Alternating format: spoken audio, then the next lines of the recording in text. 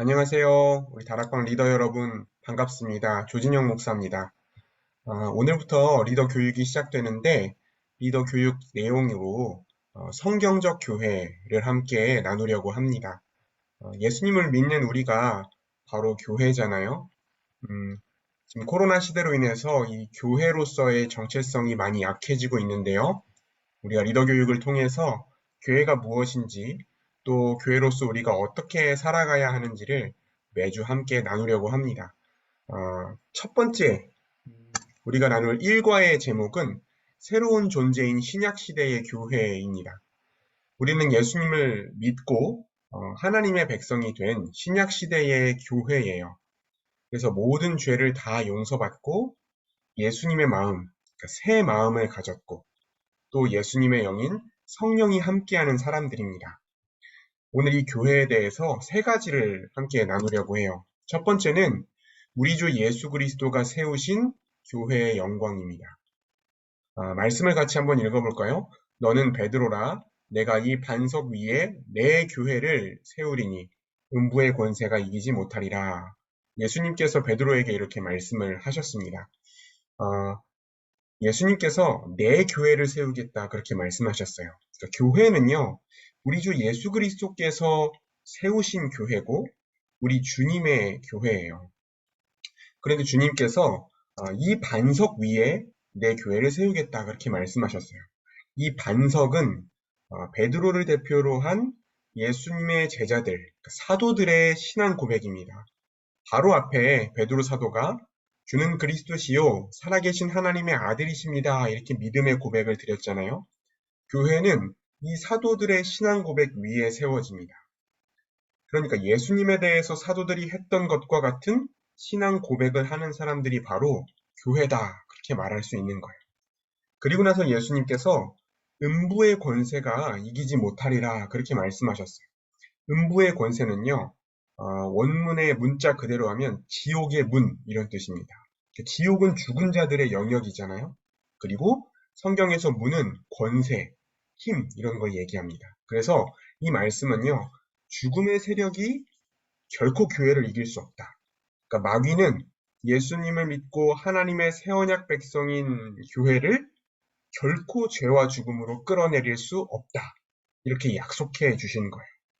예수님이 십자가에서 죽으시면서 모든 사탄의 세력을 완전히 무너뜨리셨고 죽음을 정복하시고 부활하셨기 때문에 이 교회를 결코 음부의 권세가 이기지 못할 것이다. 예수님이 약속해 주셨어요. 엄청난 약속이죠. 이게 교회의 영광이에요. 교회가 또 하나 놀라운 약속을 받았습니다. 바로 천국 열쇠예요. 교회는 천국 열쇠를 사용해서 하늘나라의 문, 하나님 나라의 문을 열거나 닫을 수 있어요. 어떻게 그래요?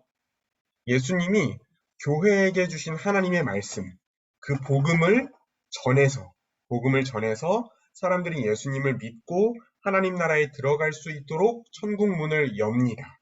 이해되시죠? 그리고 거짓 믿음과 거짓 복음을 전하는 자들, 예수님을 대적하는 자들을 출교해서, 권징해서 그들이 하나님 나라의 백성이 아니라는 것을 확증함으로 천국의 문을 닫는 권세가 있어요. 또 성도들을 주님의 뜻대로 안전하게 인도하고 다스리는 권세가 교회에 있습니다. 하나님께서 교회에게 그 권세를 주신 거예요. 이게 첫 번째, 우리 주 예수 그리스도가 세우신 교회의 영광입니다.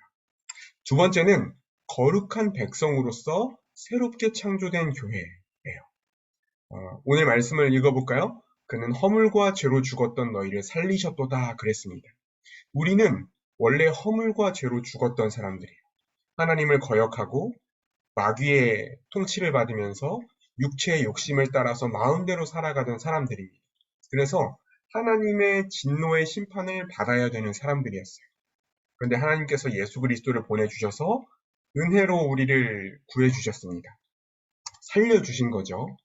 근데 단지 죽어서 지옥에만 가지 않게 하신 것이 아니라 거룩하게 살 수 있도록 새로운 피조물로 다시 창조하셨어요. 새롭게 창조하신 거예요. 재창조하신 거예요. 새 마음, 그리스도의 마음을 갖게 하시고 하나님의 뜻에 순종하면서 거룩하게 선한 일을 할 수 있는 이전과는 완전히 새로운 존재로 만들어주셨어요. 엄청난 변화가 우리 안에 일어난 거죠. 겉으로 볼 때는 우리가 변화가 없는 것처럼 보이지만 우리의 존재가 거룩한 백성이 되었고 거룩하게 살아갈 수 있는 존재가 되었다는 거예요. 세 번째는 하나된 백성으로 새롭게 창조된 교회예요. 하나님은 우리를 거룩한 백성일 뿐 아니라 하나된 백성으로 다시 창조하셨어요. 원래 하나님이 사람을 창조하셨을 때, 처음 창조하셨을 때, 각 사람이 서로를 자기 자신과 같이 사랑하고 서로를 돕고 서로의 필요를 채우며 살아가도록 만드셨어요. 아담과 하와를 한 몸으로 창조하셨어요.